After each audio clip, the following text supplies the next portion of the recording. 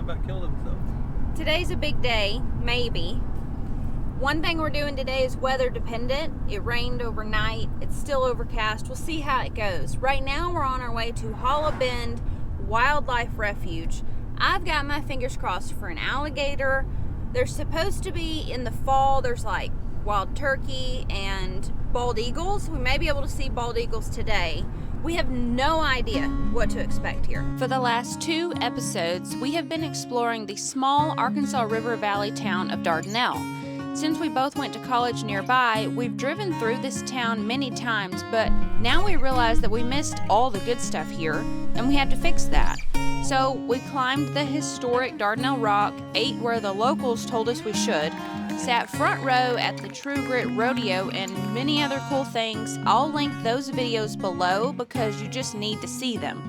But there are several things here in Dardanelle that we have left to do before we pack up and head to our next destination. I'll give you just a few hints before we pick up where we left off right after that dumb dog ran out in front of our van. There will be wildlife. We have another deer.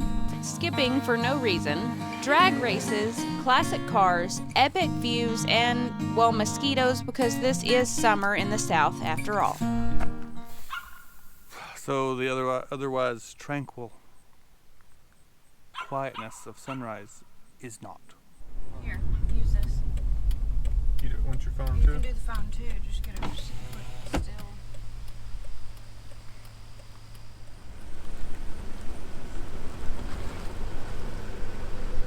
There's already some branches down the road, which I'm sure is from the rain and maybe wind last night. Hopefully there's not a lot of stuff down.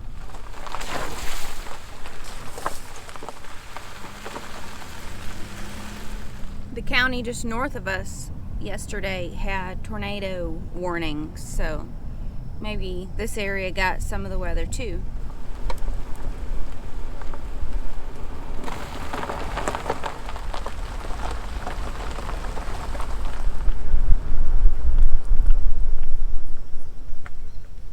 Is this just a pay station? Looks dark. What? I think it's just information. They're closed today for that. Here's a little kiosk thing, a little information station. We've never been to Holla before, so we have no idea where we're going or what we're supposed to be doing. There, I think, is a pay station, and here is information.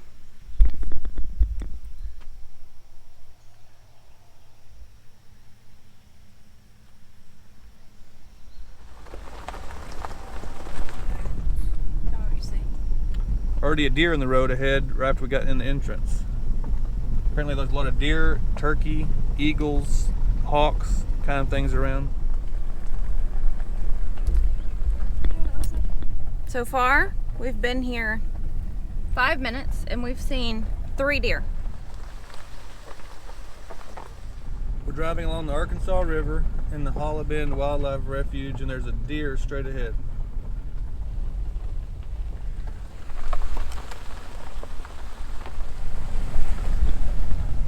I don't know if there is bear here, but I keep looking out in the woods waiting on a bear. Or an alligator to walk across the road, that'd be fine. This is not the prime time of year for this. We just happened. Deer ran through the woods. They went that way. Oh, they're going across there. We just happen to be here in June, so we're doing it while we're here, but cool weather, fall and winter when the leaves are off and things are more active is apparently when you can really see a lot of wildlife and birds. But we'll see what we can see in June anyway. We have another deer. See some shapes in this open field. I think it may be turkey. Yep, something big, bird running. Thinking turkey out in this. It's way out there. I can barely see it with my eyes, so I definitely can't see it on the camera, but yeah. Turkey. We had 3 turkeys at our house before we left. Well, 3 hens and a gobbler. 3 hens and a gobbler. I was gonna say 3 girls and a boy with his feathers up. They're way on out there. One's closer to the road. Here, I see it moving. Say it again. There's one closer to the road coming our way, closer up. Maybe we can get a picture of it.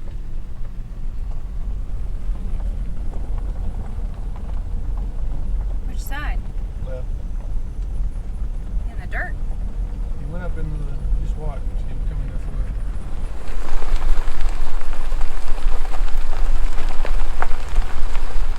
I read that they like plant and flood different things for to attract the birds in the winter. So I think this is part of that you're seeing behind me, where they make this just for bird habitat. And then here it looks like a field of corn. Would that be for deer? I'm not sure. Or I don't know. Is there private land out here? Not that I know of. There's a big tractor. Say, let's find out. Like not. You know, say I would casually. say most savage can sit. No one wants to skip it. Just go with it. That's the point. Ooh, big mosquito. Hurry up. Ah, Huge. Hurry up. ready? It's all over me. Come on, we have deer tracks. Okay, new plan.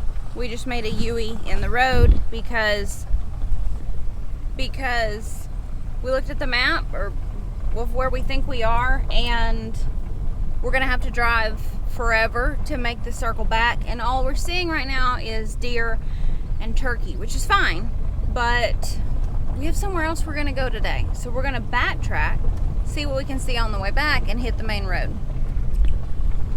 Because we're on a time schedule, we don't want to be out here for undetermined amount of time. We have somewhere to be at a certain time, and we are slightly low on gas, so we don't want to get too far out and then realize we're not going to make it. So we're going to turn around, but there's a lot to see. Probably just allow a few hours to see the entire route. But I would advise not coming out here with less than a quarter tank of gas like we did. Thankfully, we're in the minivan, not the truck, so it's not so bad, but just fill up first. You could clearly drive it in less than the time I said, but I think if you want to drive slowly and really see stuff, I would allow quite a bit of time, maybe 2 hours. And then if you're going to drive it quicker, you could do it much faster, but you wouldn't see much.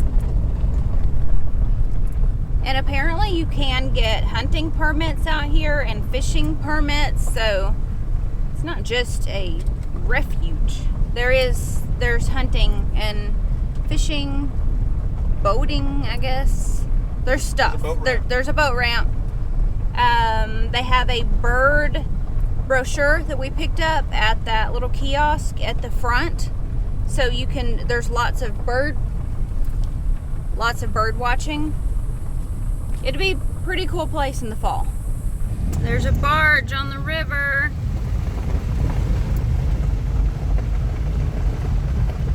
Pull up here, maybe we'll get to the right. It's the something lay, L-E-I-G-A. Go up here to the pull off. Ooh. Whoa! It's filming. Okay. Let's see if maybe too many trees. Hold on. Don't get triggered.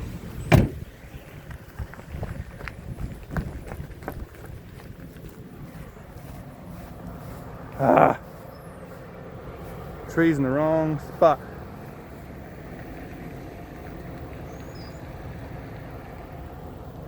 Trees blocking the whole barge, missed it.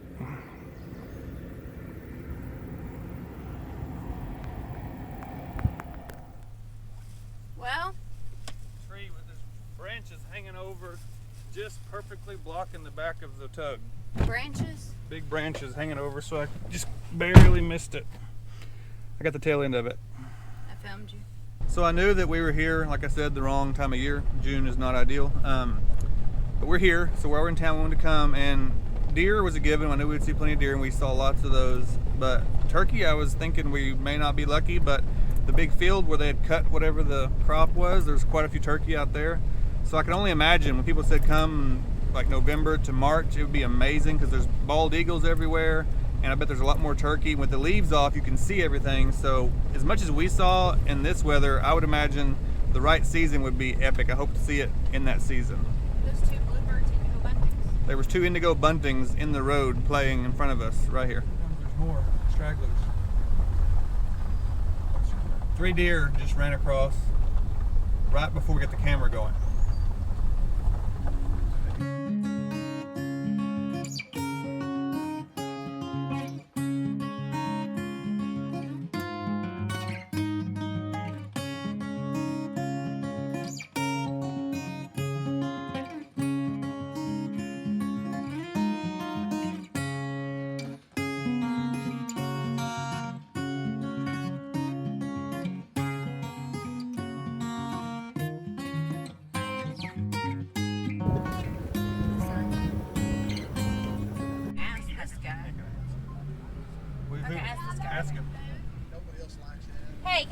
question. Where can we find Jeff Gilkey? Follow me, I'll show you. Thank you. Thank you. I'll get out of your way. Yep.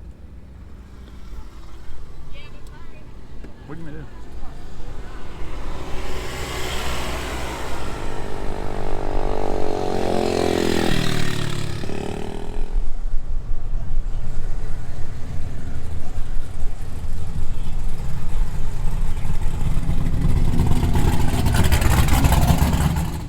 We're at the Centerville drag strip. I didn't even know this was a thing.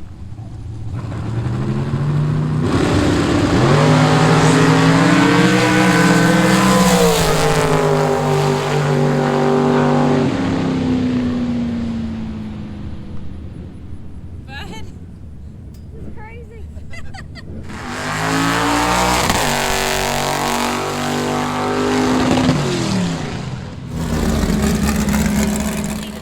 You're going to be watching some bracket racing today here at Centerville, and the way you bracket race is your car is measured in a reaction time and in a lapse time. Okay. So each racer predicts a time. So you're going to run 10 seconds. I'm going to run 9, So right? you predict that before you go. Before you go, you decide what your car's performance is. Okay. And then you'll have like a reaction time, and that is just kind of signifies the advantage. How fast I start? Yes. Okay. You want to be perfect, which is all zeros. If you go too soon, you automatically eliminate yourself Okay. in a red light loss. Uh-huh. But if you go too slow, the other guy may get an advantage. Okay.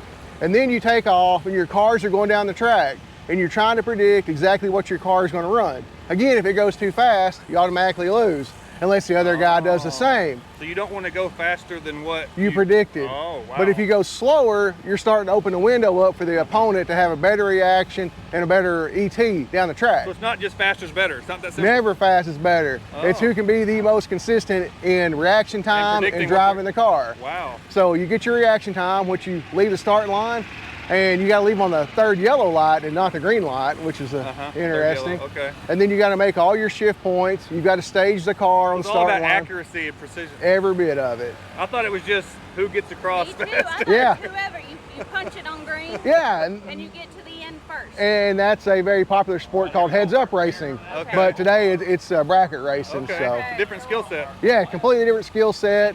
And bracket racing's been thriving in Arkansas for about 50 years. Okay. And a lot of it here at Centerville Dragway and also Prescott. So even if your car's not as fast, but you can be exactly accurate, you could win that. Yes, it's kind of where a guy that wants to put 50,000 in a car may have to race a guy that puts 10,000 in their car. Yeah. So whatever you want to, whatever level you want to enter into a sport, you can compete with anybody. Very cool. So it's neat. Let's watch it. It's a 70 what Corvette? This is a 75 Corvette. Okay. My son Ian, he's 14, he drives the car. He's been racing junior dragster since he was 10 years old. And this car's been in the family since 91. My brother bought it as a car you would actually drive on the street.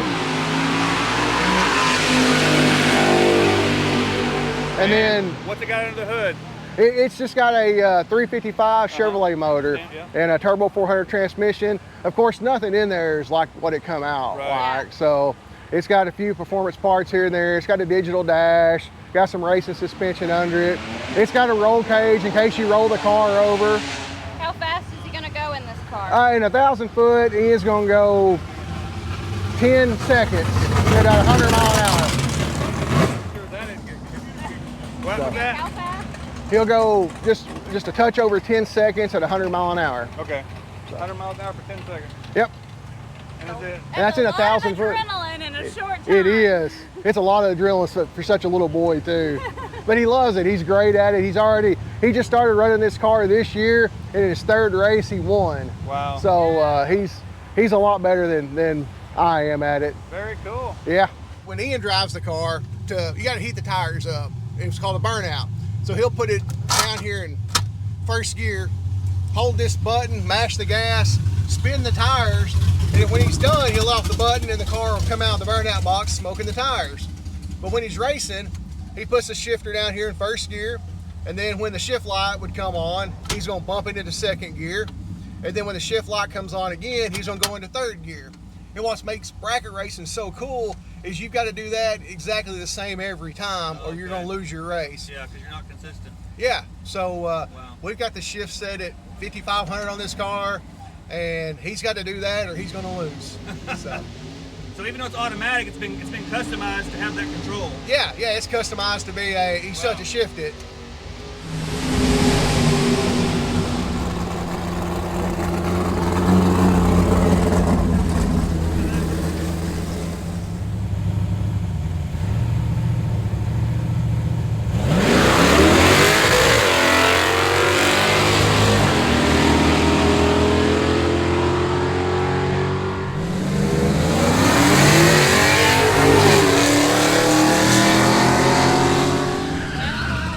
This is incredible. Amazing. I think this is one of the coolest things I've ever seen. Now, I said that last time. We're in Stuttgart and we rode a high-speed planter, but drag racing is incredible. It's just shocking that this is where it is in the country outside of Centerville or in Centerville by Dardanelle. Like, you just wouldn't think this is out here. It's incredible. There's a lot of people here, and apparently there's less people here because of the rain earlier, but it's still a lot. This drag strip has been here since the 70s. I'm just now hearing about it. But people have been coming out here to race, and they're not like, I don't know cars, okay, y'all? But they're in like little trucks, and then these things, which I would call dragsters, those long ones, and then like old antique cars and Camaros, and there was one guy in like, I don't know, wasn't a Crown Victoria, it was an Oldsmobile. I mean, apparently there's categories. Yeah, just whatever goes fast.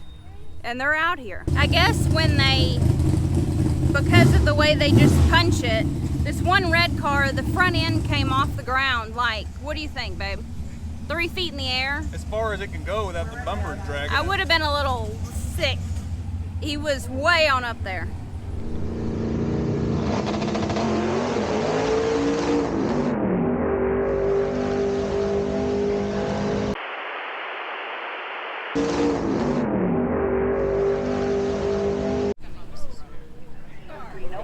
I am Chad McMillan from Greenbrier, Arkansas. I have a 64 and a half Mustang. This has been in the family since 1974. My mama's daddy, my papa that died May the 9th, he used to race this car. Okay. And he gave it to me back in 1990 or so. And I don't think it came off the line like this, did it? It looks like Y'all it's do a lot got of modifications. no, not roll cage. just a roll cage and all, but Okay. you know, right when the weather is good and the 60 feet's good, it usually rears up about 7 inches usually. Really? How long you been racing it? Since second half of 2017. Okay. Wow. Very cool. But I mean, that's when I run in Super Pro. But I've been racing this car since 2009 or so. 2009. How fast does it go? The best this run was a 677 in the 8th mile. Like today, it's running a 692, nearly a 693. So I think this pass now, it'll be about like it was the very first time. In English, is that 93 miles an hour? I don't know. He runs about 98 miles per hour. 98 Okay, miles. yeah, okay. In an eighth of a mile. Okay. An eighth of a mile, okay. The 677 is the fastest time it's Okay, ever so do run. you try to hold that speed for as long as you can, or do you? He just holds it to the floor. And that's the top speed he gets on the run. We'll run this time trial, and then he'll see what he runs, and he'll figure out what he wants to put on his window. If he puts a 692, Yeah, because you're trying to get accurate, right? you what try to can- stay Right, on that if you can. You don't. If you run faster than that, well, you lose. Okay. Yeah. You gotta move. All right. Oh, sorry. And we'll watch you. All right. Thank you. Thank y'all. Yeah.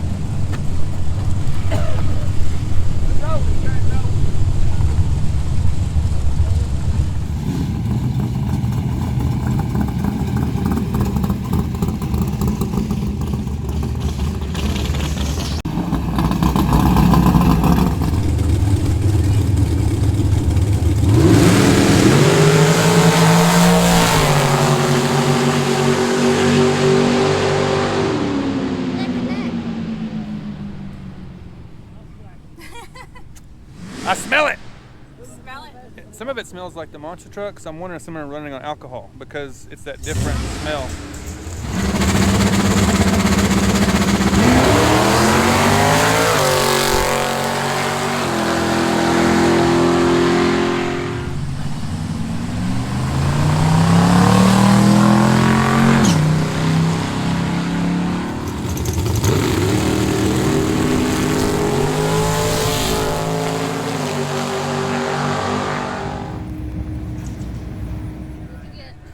Burger from the concession. Thick patty. Onion, pickle. You having fun? You having fun? Yeah. You need to get your number, Daddy.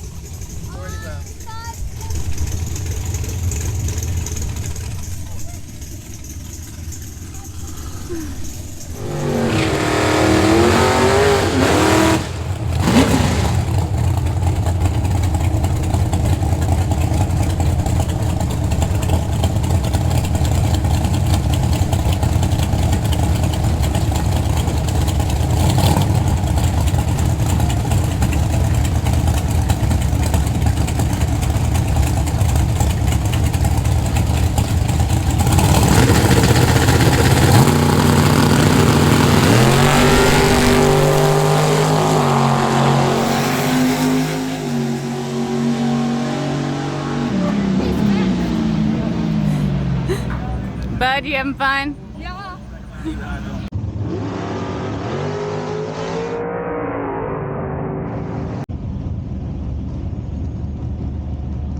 Daddy drove that car.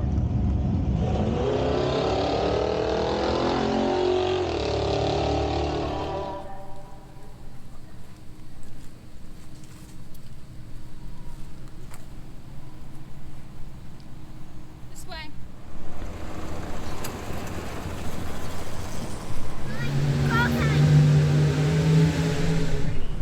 Patrick Dodgen, you're carrying it in Slipstream. James Kane, you're carrying it in Super. Patrick carrying it again there in Mopar. And Coburn still carrying it in Juniors. So the Centerville drag races was incredible. We stayed for 4 hours. We didn't mean to, but it was that fun. And we got to talk to Judge Jeffrey and his son Ian, who races. It was a blast. Everything was fun. They had reasonable concession prices, which is good for a family, and it was just a lot of fun. And now we're about out of gas because we went to Holla Bend first and drove around the gravel roads and burned gas and drove over here. So now we have to stop for sure to get gas in Dardanelle. We're going to run out. We're going to get something to eat. Mount Nebo out the window. So now we know Dardanelle has a lot more than we realized. So you can, Nebo is Dardanelle, not Russellville, for the record. Go to Nebo, Magazine, a little bit of a drive, maybe an hour. Pettigene's really close. So Pettigene, Nebo, and Magazine, and drag races, and Tortilla Factory, and what was I gonna say?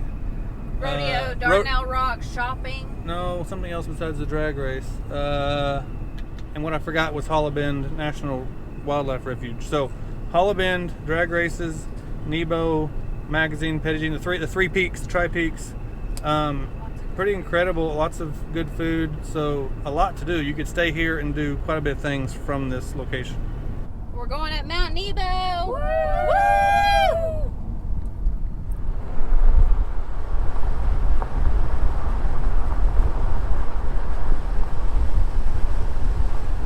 Oh, there's only the one, there's a big cabin, a bunch more. Go away. No, baby.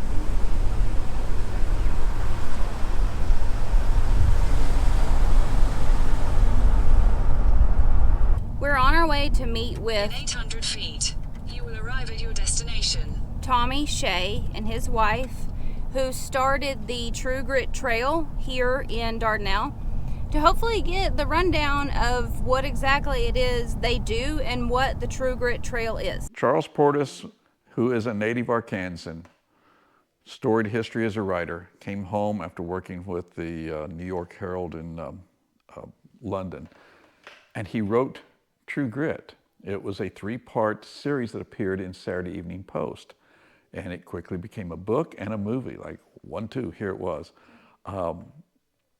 And True Grit's what most people think of. Oh, it's a movie starring John Wayne. And then later, Brolin or whatever. So it's like, yeah, not really. It's a great story about a young lady, Maddie Ross, near Dardanelle in Yale County, Arkansas, whose father was killed in Fort Smith, and she goes to seek revenge.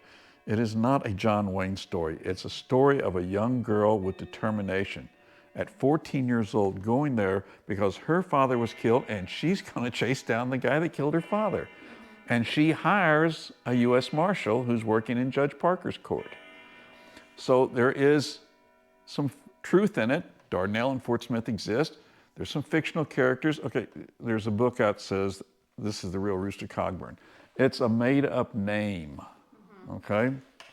Yeah, we read in the library about the reason they chose the name Rooster. We read all about that. So I'm right, it's kind of historical fiction because there are plenty of real places and events mixed in with the characters. So, yeah. So it's a neat story. And in his writing, Charles told things that he moved things, borrowed things. So we know his brother. Jonathan is the baby brother. His middle brother, Richard, who passed away about 2 years ago. All right, where did the idea of True Grit Trail come from? Growing up here, I was here at that point in time. There's a button. I have to pull it. It's underneath that little thing there. Okay. Reach. It's on that pegboard, but there's a no. There's another one. It's a big red one. Down here. So, that's it? Okay, so that comes out of the '60s, and that's as close as they ever got to promoting True Grit around here. As well as the clown that you met the other night, Buster Berryhill, was president of the chamber. He wrote a letter to Charles saying, hey, can we use what's going on here to promote Dardanelle? And nothing ever came of it. Where the story happened is 12 counties, 7 in Arkansas, 5 in Oklahoma. 492,000 people live in this area. It's 315 miles to go from one end to the other. And the whole idea was, could I get you to come and visit? There is a misconception that True Grit Trail is only the highway. Granted, the state of Arkansas, and thank you to the late Gary Stubblefield, and thank you to Mary Bentley, a state representative, who named it True Grit Trail for us. And it's all of 22, which is base of the mountain to the Oklahoma line. But see, Charles in the book doesn't tell you how some things happen. Maddie Ross rode a train. Realistically, the train between Fort Smith and Dardanelle did not make it to Dardanelle until 1920. And then they turned around and tore it up 13 years later, or 18 years later. Maybe what Maddie did was go across the river and get on the train that did exist that went from Russellville to Van Buren and then took something across the river to get back to Fort Smith. Why don't you just explore both sides of the river? Why don't you just go see everything and do it? Because on the north side, there's some really cool train stations there. We just want you to come and visit the area. So you saw sitting on the table, you saw the Maddie statue? Okay, you want to see her up close? Sure. Okay. Oh, wow. Oh, not just someone. Do you remember when the state of Arkansas changed the statue in the United States Capitol and put Johnny Cash there? Yes. That was Kevin Kreze. This is Kevin's statue. Oh my God. He created it. By the way, if someone's got a spare $180,000, that's all she's going to cost is a mere $180,000. Leave So a is it- comment if you have so is- 180,000. Is this actually the clay model of what it could be? Oh yeah. Kevin built this and brought it to us. Wow. Came up and spent the day looking around Dardanelle. This is just to stop her when she travels. She has to go for a podcast tomorrow, and that's there to keep her from falling back and forth. And she sits in her seat with a seatbelt on. Safety first. Safety first. Gotta protect Maddie. She may be good with a gun, but she didn't have a car.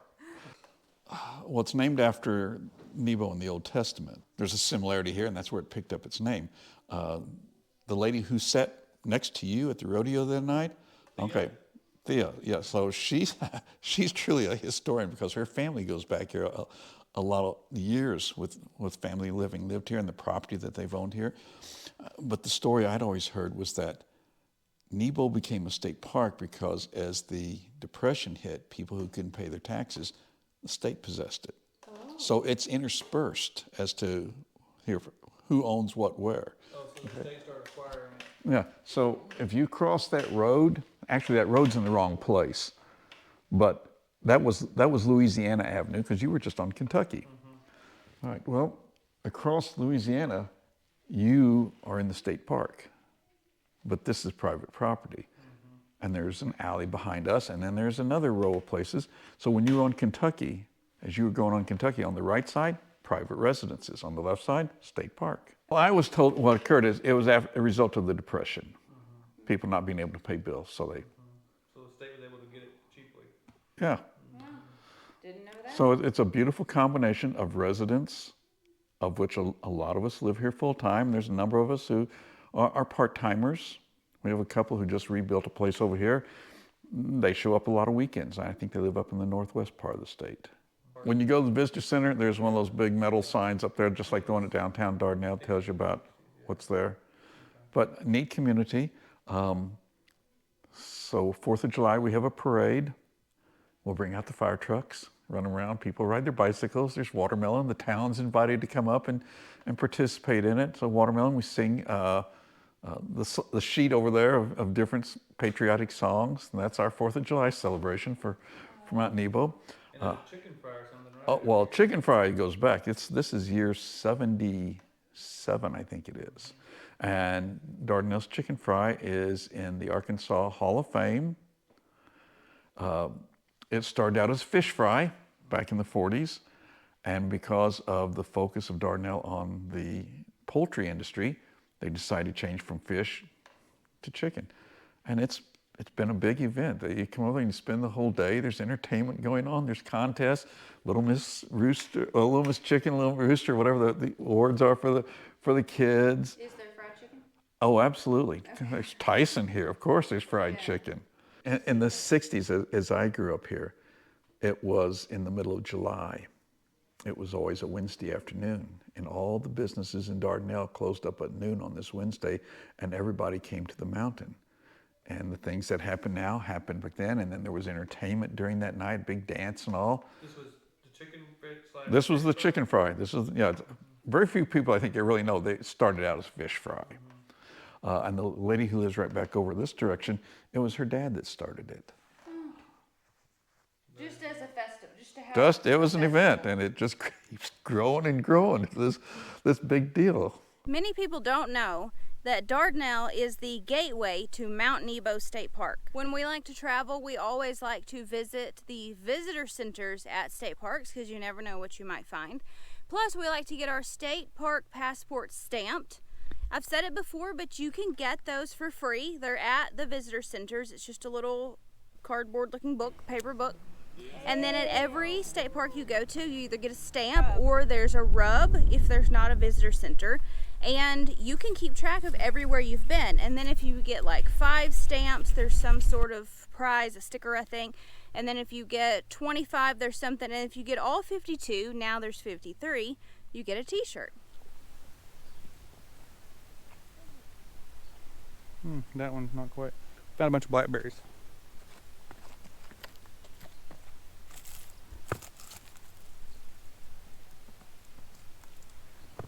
Good one.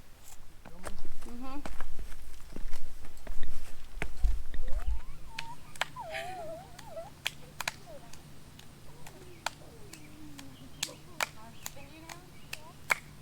We're going to Sunset Point. Nebo has a sunset point and a sunrise point, clearly on opposite sides of the mountain for panoramic views at those times of day. And so we're going to get some photos over there and check it out, but we're not close to sunset. We're not going to stay that long, so we won't be able to actually see it. We have seen it from here before. It's lovely.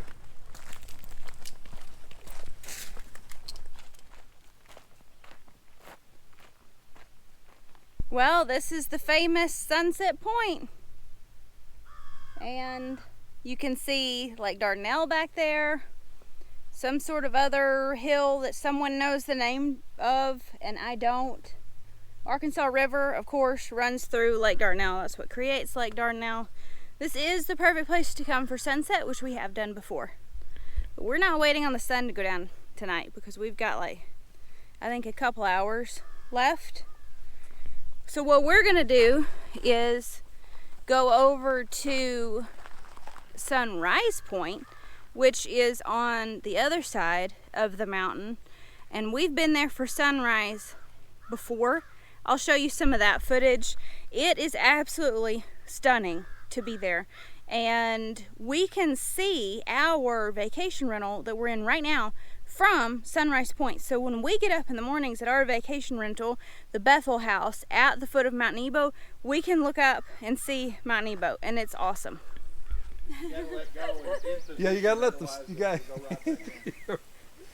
that helps. When you go up a hill, you raise the seat up, pedal, pedal, pedal. Cool. And if you're coming down a hill, you lower the seat so you can get your center of gravity down. Now that is, I think I put it in tour mode. You've got 2 more levels in It that. looks like he's on tour in Europe. That first one. You're like, The e-mountain bike one will put you off the trail. It just, you stand up the pedal and it Pop a wheelie and ride it all the way over here. That's awesome. Camera out, so he's really begging me to do something. He's gonna do it. We ran into our friends Gary and James who are going mountain biking. Good luck, don't fall off. Don't fly faster than your angel. Nebo is a great place to do this if So this is what you do. What trail are y'all gonna take? We're headed down and going to do part of the Shaquille Loop. We've got Loop, yeah. we've got an up-down trail that we're going to go down, make a loop, make the connector, and come back up the same way we went down. About how long does that take you? We'll be gone probably an hour and 15 minutes, Okay. and then it'll probably be a little bit warmer down there than it is up here because in the woods you won't have the same air moving as you do up here. But it'll be nice. It'll be nice for sure. Trail's in good shape. Yeah. Thanks for letting us try out your bikes. Sure. You're welcome. And anytime. Y'all ready? You're welcome Let's back go. anytime, guys. Is there a certain way you're supposed to go right to left? Tell me where we're going. We're going to Sunrise Point overlook.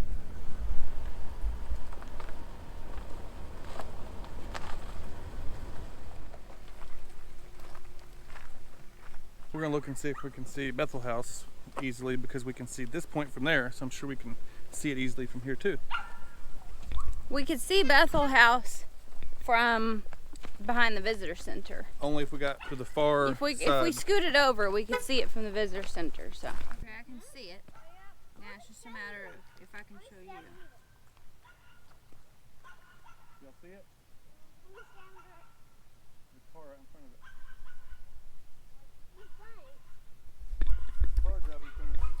I see it. It's hard to point out on the camera, but yep, that's our rental right there. And there's a field of cows next door. It's beautiful.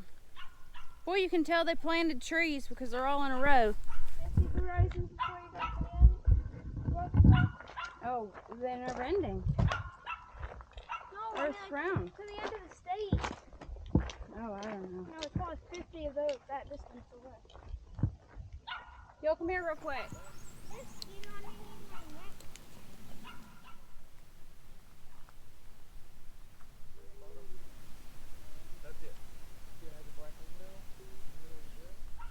Somebody here has a very yappy dog.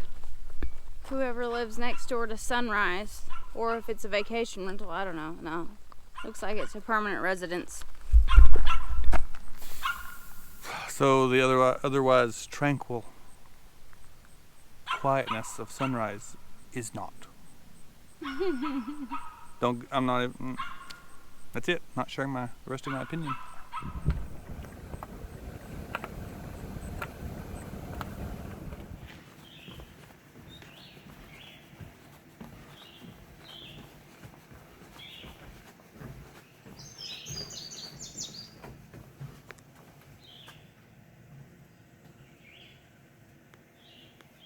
We're at the bench overlook.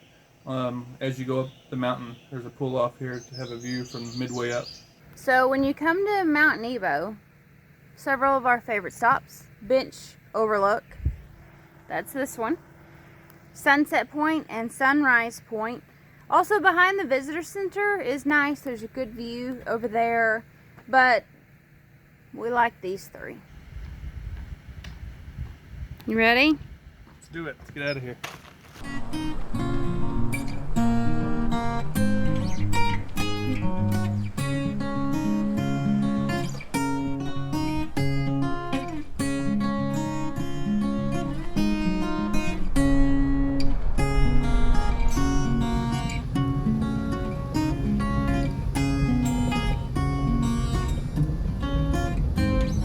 If you watched until the end, put code words drag race in the comments section.